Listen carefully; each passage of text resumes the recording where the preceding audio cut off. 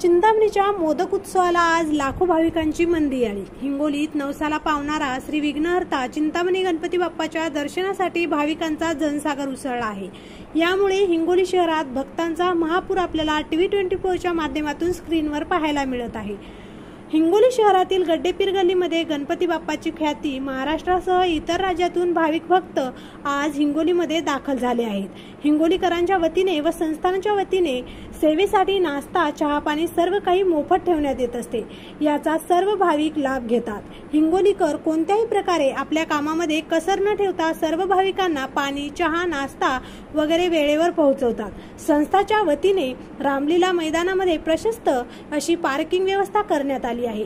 कोणतीही अनुचित प्रकार घडू नये म्हणून प्रत्येक पेंडॉलमध्ये CCTV कॅमेऱ्याची करडी नजर आहे व पोलीस प्रशासन सतर्क असून सेवाभावी संस्थांचे कर्मचारी आपले काम चोख बजावताना दिसत आहेत। नवसाचे मोदक हे संस्थेमार्फत मंदिरामध्येच भाविकांना देण्यात येत आहेत। राजू मगर, TV24 मराठी, हिंगोली।